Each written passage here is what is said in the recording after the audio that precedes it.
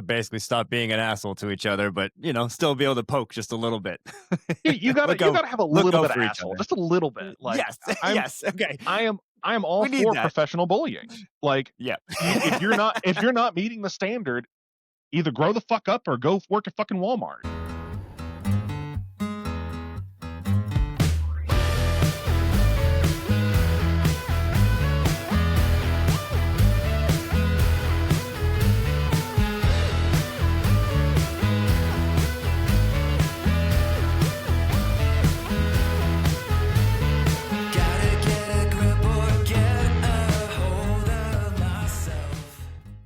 Welcome to Last Known Vitals. My name is John Smith, and today I'm sitting down with Dan Mouring.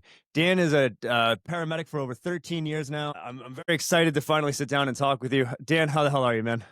Good, man. Good. Busy as always, but can't complain. Yeah, hell yeah. That seems to be everybody's answer. Everybody knows not to complain. It's not going to get you anywhere. No, it doesn't. So, Dan, I want to start right off now, and we're going to talk about your podcast as well, Paramedic AF. That's the other thing that you're rocking. But I want to know, what drove you to TikTok? What got you into this right off the bat?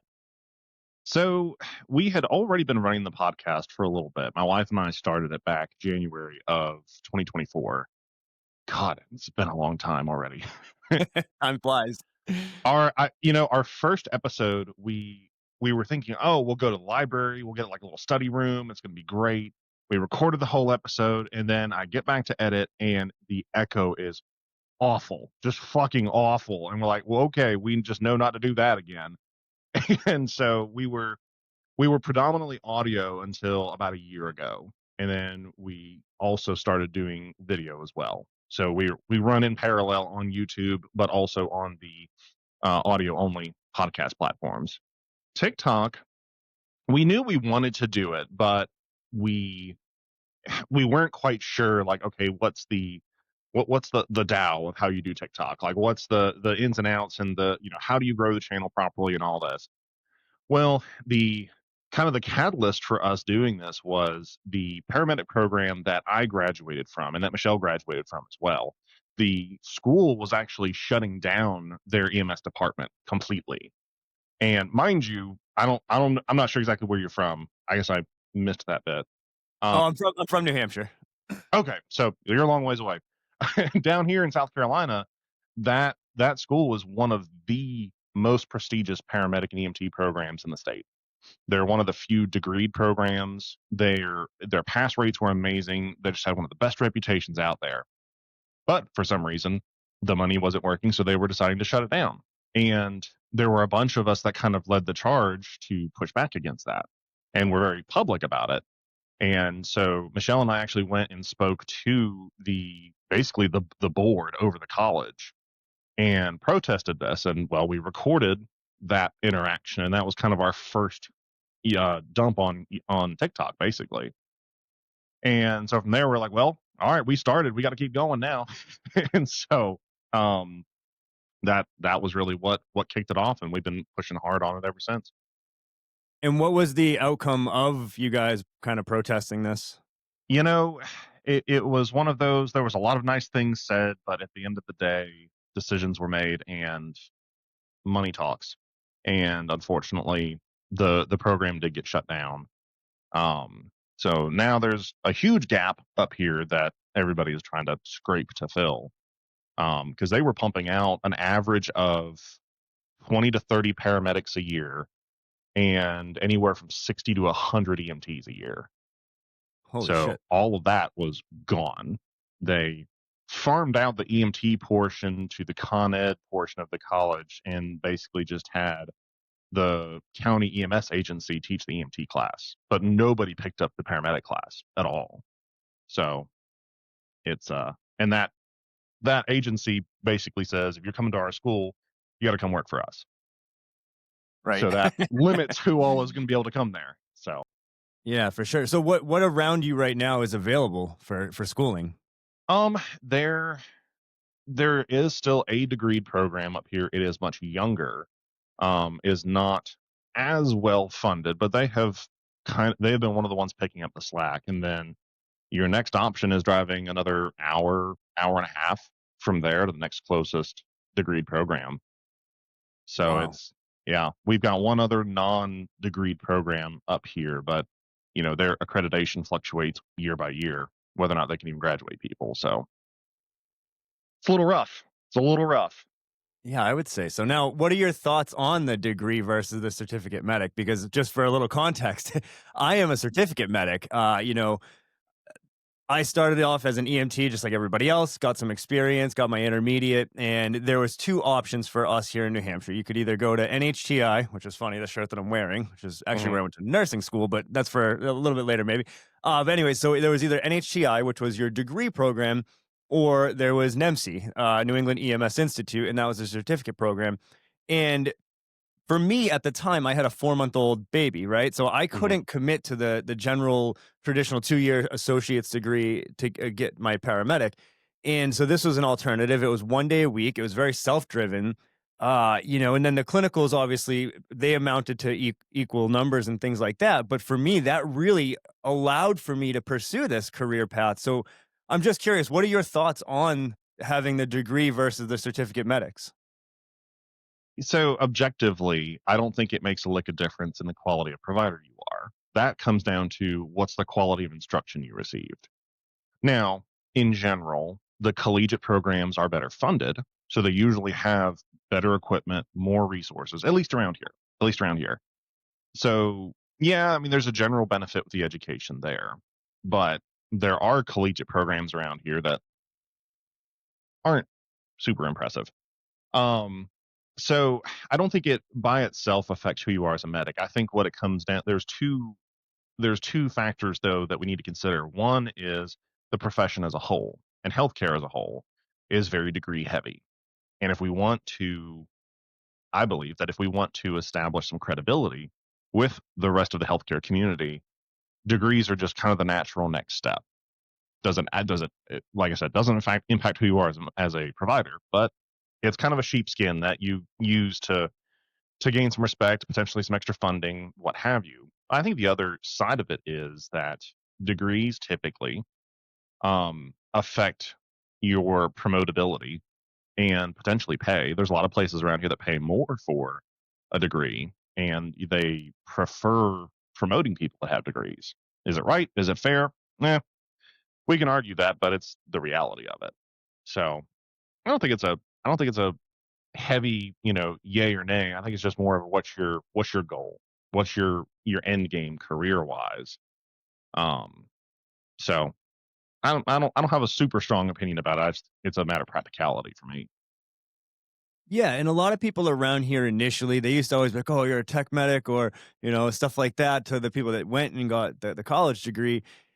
And it used to bug me a little bit. And then I was like, you know what? This is all in what I put into this. Like, I'm only Hmm. going to be as good as the effort that I put in. Now, yes, having a good instructor is huge, and that makes a big difference on those initial days, of course. But at the end of the day, and it's one of my favorite things to say, it's like it's all on you to put the work in to learn this shit. Like a lot of people ask me what was harder, medic school or nursing school, and it's very easy for me to be like, oh, medic school all day. I didn't know anything yet, and I didn't want to suck. So I feel like right? That's at the end of the day, it's see, there it is again. It's very Hmm. terrifying when you're out there and you don't know what's going on. It's Hmm. it's a horrific feeling. It's a humbling feeling, but it's a terrifying one. So I found that having that option really opened the doors to a lot of other people like me that had either families or full-time jobs that weren't as flexible. So I found that it was very beneficial to have that option, but I think you're right on the money when it comes to progressing the paramedicine world as a career. Now, there's a lot of things that I would love to talk about too in the future of paramedicine. I just don't want to jump off the podcast and stuff like that Hmm. quite yet. Hmm. What is your actual goal with that? What are you trying to achieve with this podcast? So we kind of looked around the landscape of content creation for EMS, and there's a heavy emphasis on education, which is awesome. Like we need more of that. America is fairly behind the rest of the world when it comes to how uniform we are in our advancement of EMS. We're very scattered, we're very divided. So I'm all for pushing out education, but we felt that there's kind of a niche of dealing with culture and leadership and digging into the more uncomfortable topics that there wasn't any consistent voice about. There's not a, like, I don't even know how to describe it. Like, it, it's that's where I feel we're really suffering as an industry. We're suffering on a cultural level. We're suffering with leadership. We're not taking our own personal wellness seriously at all. And there's a lot of material out there from the rest of the world about all of those topics that needs to be brought to bear to EMS, because I think we feel very isolated from the rest of the workforce because of a lot of the unique aspects of our job. And we've just kind of put ourselves on an island out from everybody else when in reality, there is a lot that we can learn from the rest of the world about all of these topics. And for me personally, I've been on a now fairly long self improvement arc in my personal life. And a couple years ago, I just kind of had the realization of, hey, like all the stuff that I'm going through and dealing with and working on in myself, all of this applies out to everybody else in EMS and the industry as a whole. And the goal is ultimately to one, to put material out into the hands of other providers to say, hey, here's things that are relevant. Here's things you can do to make your life better, your job experience better, to positively influence your department, but also how we're building a bigger future for the industry as a whole. And if we want to change where we are 5 and 10 years from now, we need to start making some changes now that will impact our performance at work, our home life, our mental health, all of it. So it's I guess you could say it's kind of the self development of EMS, if I had to put it in a nutshell, is kind of what we're leaning into at this point. Yeah, and I've been listening to it for a little while now. Like I said, I found you at least a year or so ago now on TikTok, and then I recently discovered your podcast. One of the things that you mentioned talking about in that, and I feel like, it's something that a lot of people struggle with, is knowing when you're overwhelmed and being able to communicate that to people. I think that's a really big component to EMS in as a whole, being able to put yourself out there a little bit, and it's come a long ways. In the early days, you really couldn't. You couldn't really put yourself out there on a limb and expect to get support from your colleagues. At least that's how I felt. Everybody kind of shit on each other. But I do feel like that culture has really begun to change. Now, for context, I've been out of the EMS world for a good 8 years. Again, I've been a medic for a while, but I've been in the ER for a while. So, I haven't been in at the station life, but I remember that's how it was. Now, coming from my experience with as an ER nurse, I find that instead of it being eat your young, as we used to always call it, a lot of it is really now shifted more towards mentorship and really like helping the young. Hmm. Now, with your podcast, you talk a lot about communicating and things like that. What do you think would be a good approach for a shift or a base, a station, right? Like a group of individuals there to be able to kind of come together and build on each other instead of shit on each other. Well, I think a kind of a foundational component of this is we don't have a standard for our professional behavior. There's not a paramedic ethos the way there is for, say, different branches of the military, where there's an expectation of how you're supposed to behave. There's a set of core values. There's a vision for what you're there to do. We don't really have that very well as an industry. Sure, you find pockets of it here and there, and I think the fire service does better with it, but EMS on its own really struggles with this. So I think even on a local level, if you can if you can establish some level of expectation of behavior and of professionalism. Michelle and I push out basically our what we believe are good, like, starting point core values for EMS. But the point of that isn't to be, definitive, but to spark the conversation to get people to start owning that themselves and saying, hey, here's what we're dealing with in our locale, what we are facing. Here's how we can correct that. So if you have a standard of behavior set, then you can hold each other accountable to that. And that's something that doesn't just come from the top down. That's something that we need to be doing on a ground level as well, because no one needs to do it for us. We should be able to do that on our own, in my opinion. So I'm very much a expect to self rescue kind of guy. Um, so I think practically speaking, coming together and setting that standard for behavior for what your culture is going to be like, what you will tolerate, what you won't tolerate. That's the other problem we have is this is not an industry where you can just tolerate anything and everything. If you go, let's say, again, using military as an example, and I'm not a veteran, I'm just an outsider looking at this, but if you showed up to try to be a Navy SEAL and wanted to just sit on your ass all day and not help, you're going to get bullied. You're going to get shoved out because that's not how they roll. I think EMS should be very, very similar to that. There should be an expectation. And if you're not meeting that expectation, you either remediate, step up, or go somewhere else. So, So two things to no, that. One, what are the core values that you were speaking of? well, so we try to boil it down fairly simply. One is authentic leadership, personal wellness, rigorous accountability, and clinical discipline, kind of just wrapping around all the basic cultural topics, if you will. Yeah, and I think that's all very reasonable to expect in a fellow employee, a colleague, another professional. Hmm. Now, with that being said, what you kind of mentioned the fire service Hmm. and how militaristic, and I'm also not a veteran, just kind of looking in. Uh, One thing or one thought that I have towards that, and I think this is one of the separating factors. To get into the fire service, there is a very long vetting process. You have to jump through many a hoops. And generally speaking, and again, I'm also not a firefighter, so this is just my outside perspective looking in.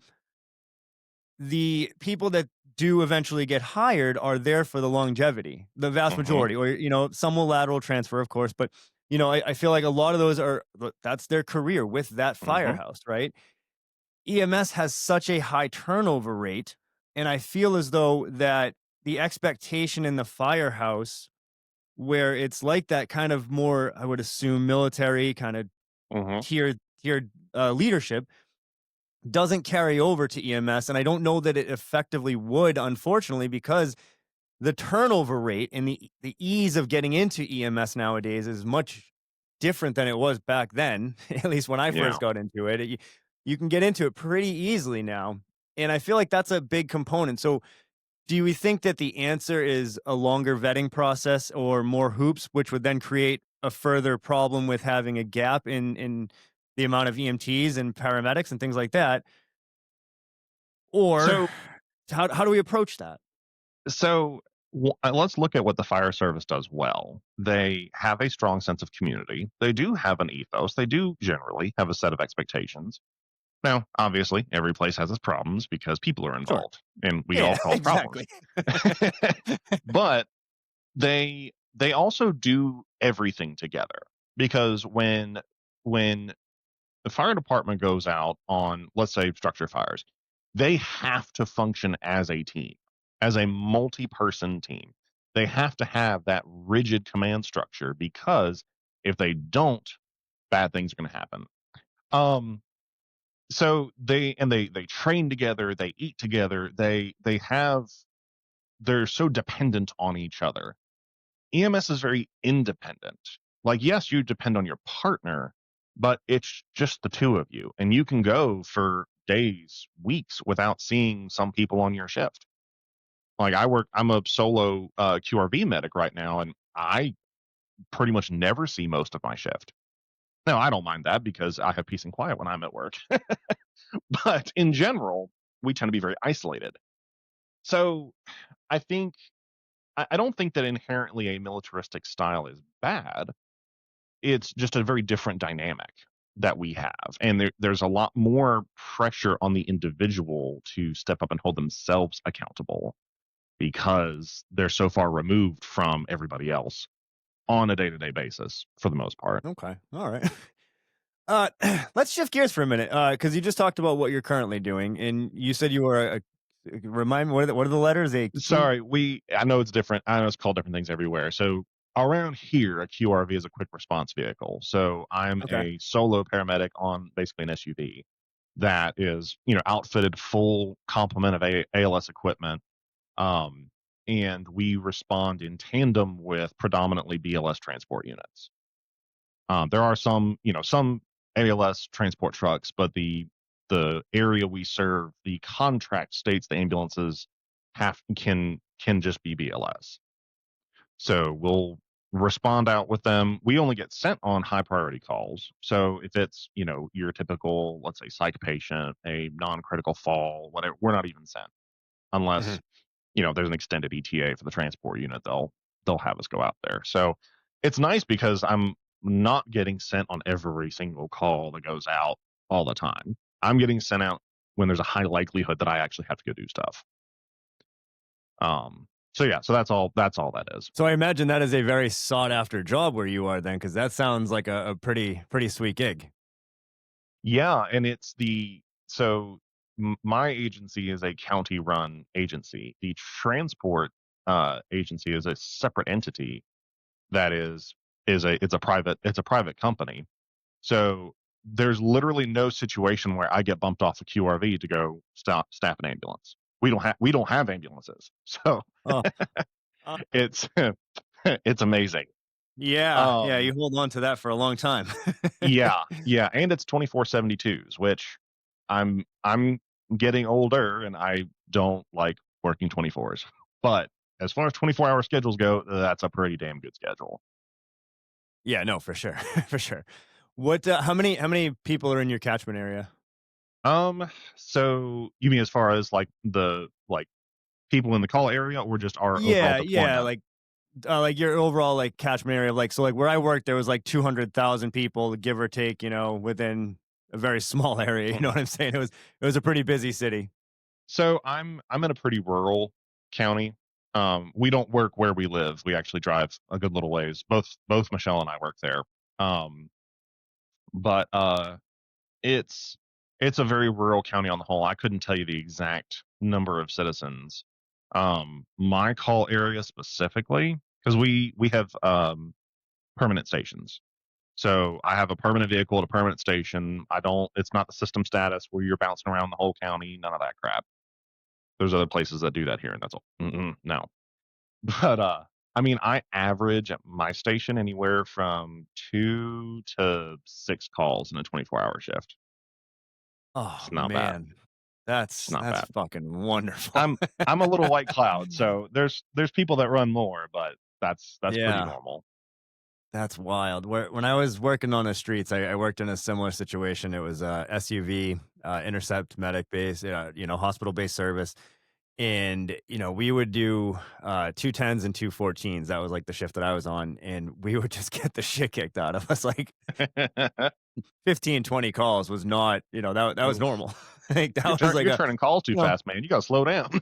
yeah, it was crazy. Well, we covered 4 different towns, like 2 cities, 2 Mhm. towns, and at night we went down to 1 ALS unit. So it Oof. was yeah, it was pretty crazy. I Oof. mean, but as a newer medic though, it was I was happy as a pig in shit, you know what I'm saying? Like it was it it was right where I wanted to be. Like, I had some of the, most amazing, well-seasoned medics teaching me, and when I was young, I was hungry, right? So, Mhm. it was exciting, I used to love it, and then eventually I kinda spiraled out and mental health all got in the way and, needed a change of scenery, and, Yeah. that's for a different day. But, you know things change that but that's cool, man, like, that sounds like a really sweet gig. So you and your wife are both paramedics. Talk to me a little bit about that, because my wife is a nurse. She is non-bedside, non-clinical. Like we are in two completely different worlds. However, we both now have the same title, so it's cool being able to come home and talk medicine, talk shop a little bit, and with somebody that understands it, but also has a completely different perspective. So now you and your wife, you're both paramedics. You work in the Mhm. same place. How is that? So it's funny because now she works 2 full-time jobs right now. She is basically a higher level training officer at one agency. That's her Monday through Friday job. And she still works at the same agency I do. We just do like swaps so that she basically will work later in the week slash evenings and I work during the week more. Um, this is not meant to be permanent. This is purely temporary because, well, not purely temporary as far as juggling that many all at once. We're this is not the end game. But it's interesting because on the one hand, so much of our life is focused on EMS because work and the podcast and TikTok and all of that stuff. It very much saturates what we do. But we also have a healthy life outside of that. We've got collectively we have 3 kids. I want my oldest son is from my first marriage. We just got primary custody of him at the beginning of this summer, which Cool. was Congratulations. amazing. Thank you. Hell yeah. Very Hell hard yeah. to do in South Carolina. Very, very hard Oh, to I do. bet. I bet. But but then her 2 kids, they their father has not been in the picture for many years. And so I just adopted them last year. So we've got a very full house, and both my oldest son and now my daughter are 2 months apart, and they are both hitting those preteen puberty hormone. Dude, Oh, it's God rough. bless you. Yeah. Yeah. It's and then my 7-year-old is just all boy, just would run around naked, yelling and tackling everything he could if he could. So it's a lot. Yeah, I can appreciate that, bro. I've got a 14-year-old son and a 7 and 8-year-old daughter, or she'll be 7 in like a week or so. So yeah, But we and our kids are such EMS nerds because it's all they've known. Like even yeah. even before she and I got together, it's been, the crux of our lives basically. So they love hearing about calls. They're not grossed out by anything. Um unless you introduce a spider and then my daughter has a complete meltdown, but that's a different story. Yeah, But yeah. we're very, very busy, but we really do our best to emphasize the quality time that we do get and disconnecting from work as much as possible. That's a hard balance to strike when you work as much as we do and do what we do. But that's been one of the best things that I've done for my mental health is be able to just shut it off, completely shut it off and engage in completely different things and be present with your family. Like that is so underappreciated and under talked about in our industry. I couldn't agree more with that statement right there. Like, family is everything to me, and I've learned to really appreciate that as years have gone by, and as I start to get a little older myself, it's by far number one priority at this point. Yeah. Yeah. Yeah, it's funny as I'm actually working on coming off of nights right now, just so I can have a better work life balance. Because as much as a night hawk I am, and love my night shift, Mhm. I can't do it anymore with the back and forth switching, and it's just it's killing me inside because there's so many days where I'm just so tired, and I'm like I feel like a zombie with my family, and I'm like they're like, "Dad, let's go play," and I'm like, "Dad doesn't want to get off the fucking couch," you know. So and and some people figure it out, and I did for many years, but yeah, not anymore, Dude, fuck not nights. anymore. Fuck nights. Absolutely. I used to love it. I did nights for a decent number of years and actually slept better during the day than at night for a long time. It was really weird until it didn't work. And then it was like, I need to get the fuck off of this as quickly as I can. Now, like, Oh yeah. dude, we're in bed by like 9 o'clock every night. No We're shit. turning into See old that? people. That sounds great. And I remember too, like when I used to be on the ambulance, and again, we do 2 days, Hmm. 8 to 6, and then you do your 2 nights, 6 p.m. to 8 a.m. And I'm a fucking asshole if I get woken up, and I know this. So I used to not sleep, like EMS, earn money sleeping, right? Hmm. That's what it stands for. And my partner, that dude would sleep without. I mean, I'd be like, "Hey, go to sleep," out cold.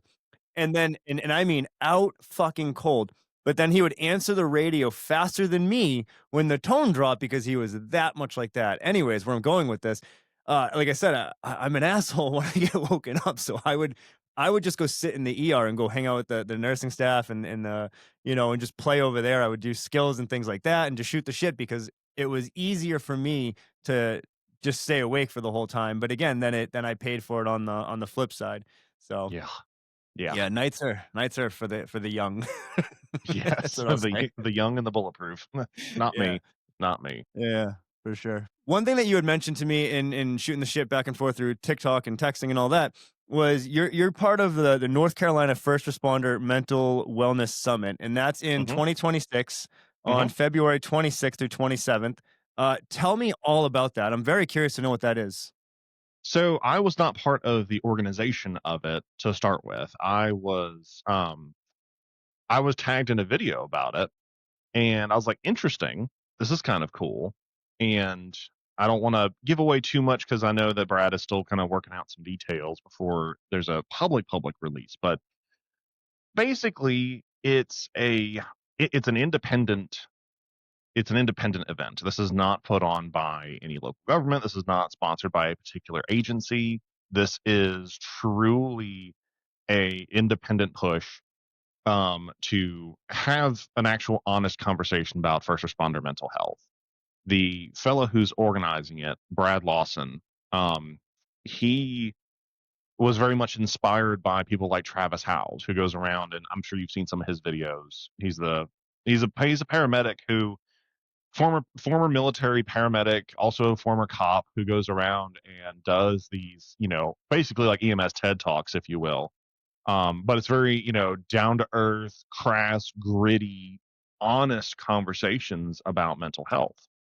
And Brad really wanted to have something like that where we could bring together a bunch of like minded people who aren't playing this whole victim mentality, who aren't just trying to sweep our mental health problems under the rug or say that it's you just need meds and to suck it up, like to actually have some practical conversations about how to deal with this.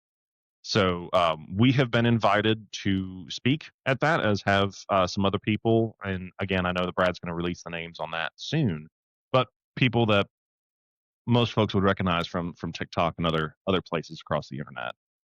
So I'm very excited to see how it goes. I know he's bringing in a lot of vendors, um, a lot of like psychology oriented vendors, as well as physical fitness and wellness vendors as well, because that's equally part of mental health is how you take care of your body, not just your mind. Um, I'm excited about it. I'm curious to see how it goes. This is kind of a first of its kind, and he's wanting to make this an ongoing thing and hopefully spread into other states and take it a little bit further. So yeah, it's pretty fucking cool stuff. That sounds fucking awesome, man. I am very excited to learn more about that, and I'll definitely be getting some more information from you on that as it gets closer and more information is released. Who was that guy that you had mentioned? I had never heard of him, and I just want to make sure I look him up. So on TikTok, I want to say his handle is Pierce Provisions. So Pierce, Pearce. He runs an EMS leadership company on his own. Again, I don't want to speak too much on him because I just met him, a few weeks ago. Is this Um, really quick? Let me interrupt. Is this yes, Brad that you're speaking of? yes. Okay. That's just Okay. the name of his company is Pierce Provisions. Okay. Um, that's who, and I'll send you the video. He made an announcement video not long ago. I'll send that to you if I haven't already, so you can Okay. kind of deep dive on that. But Yeah, for sure. and I mean, he's trying to get sponsorship from other agencies, but he's not dependent on it. And it's not like, oh, this organization is sponsoring this event, so they get to control what you talk about. He said, dude, you talk about whatever the fuck you want to talk about. I Go love for it. that. Yeah. So that's rare. Yeah. Oh, absolutely. Because people, you gotta use good judgment, like, right? You can use profanity, you can tell your stories, but use judgment. Like, just don't come in there and drop like a shit ton of f bombs just because you can. But if it kind of emphasizes the story, that Right. shows me that you're a real fucking person, just like right now, right? Hmm. So again, it if you use it with class and you use it appropriately, then I'm all for it. Go in, tell the unfiltered stories, and I think that's going to draw a much bigger crowd than coming in and being like, having to be all proper and being afraid to say something that might, tickle some feathers and things like that. Again, keeping respect in mind and just keeping it Mhm. healthy. Mm. I'm all for it. I'm very excited for it because mental health was a big thing for me. And, like I said, I had my own moment where I just completely spiraled and broke down and definitely did the 180 that a lot of people do in this game, and unfortunately is it because of the trauma that we do see? Is it because of what we're forced to see every day? Things like that. I don't know. Maybe it's because we really don't take care of ourselves. I really don't have the answer.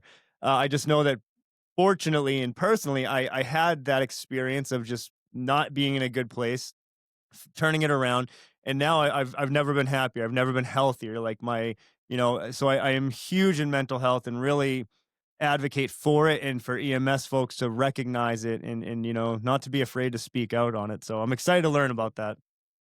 It's a tough conversation to have because most first responders don't want therapy, and there's there's a general, and this is a generalization because people get their panties in a lot over stuff. There is a general, what I call noble victimhood, that we tend to embrace in this industry, which is, woe is me, I see these horrible things, you should give me respect, you should take care of me, and I can't help it, it is what it is, boo hoo. What? Like, all we, Right. and it boggles my mind that we're just like, we're wallowing in this, and we bitch and complain about so many things without being willing to do the work ourselves. Mental health is hard fucking work, Yeah. and if you're not willing to put in the effort and make yourself uncomfortable and stop blaming everything on everybody else, guess what? Your life gets better. It's so much happier, so much healthier, such a better experience. So we like to wallow in our own victimhood way too much, way too much. Yeah. Wait for somebody to come along and try to fix it all for you. You're not going to get far. You're really No, not. no. Everyone's just going to look at you and good luck. Like be a fucking adult. I don't know. you know. If only. Right? It's easier said than done. And again, I'll be the first to admit that. Sometimes you kind of have to almost hit that little bit of rock bottom in order to realize, like, hey, it's either shit or get off the pot, and that's what it was for me. And fortunately, I did recognize it, and I was like, oh boy, this isn't good. Let's make some changes. Hmm. Yep. Yeah. So one of the things that you mentioned in one of your videos was wanting to leave EMS, but feeling like you can't. Hmm. How have you so you're in this game now for 13 years. Do Hmm. you have ambition to leave? Have you found, like, a new happiness with it? Because I know you talked about leaving EMS and just kinda Hmm. feeling like that claw has been in you, and I can very much appreciate that. So, Yeah. talk to me about that. Well, so it's evolved a little bit over time, and in a way, I feel like when I first got into this field, I was the typical starry-eyed, wanted to make a difference, save the world, all that stuff. Which, there's an element of it that's like, okay, grow up. But Right. the, but there was a certain joy in it that I felt was stolen from me for a while. And obviously, there's a lot of it is related to mental health that is clearly my responsibility to deal with. But there's so many things wrong in EMS right now, and I'm not shit talking EMS. Like, EMS has been my entire adult life. It has been, and it is currently my life's work in one way or another. I care about it deeply, which is why I want to talk about this stuff and get down and dirty with it. But no, I don't want to be in the field full time. Like, I this is EMS is so much busier and just higher stress as a job environment now than it was 20, 30 years ago. So it's kind of a little bit of time dilation. Like, these people who have been in it for 30 years, cool, we can't do that anymore. So for me, now the urge is, I want to leave EMS better than when I found it. And I've also come to realize that the way to do that is not just out on the front lines. There's a lot of other battles that need to be fought and a lot of other planes. then that I can't necessarily do right here full time on a ground level. There's kind of a ceiling on it as far as how much impact I can have. So I'm, short term looking at transitioning to doing more education stuff. That's kind of an evolving plan for right now. But I also have a software company startup that I've been working on for a while that is focused on addressing software solutions for EMS, because unfortunately we kind of get the leftovers when it comes to technology and software. And the places that are making stuff for us, they tend to either go the route of making admin happy with, the tools and functionality and the software, or making the people happy, but never both.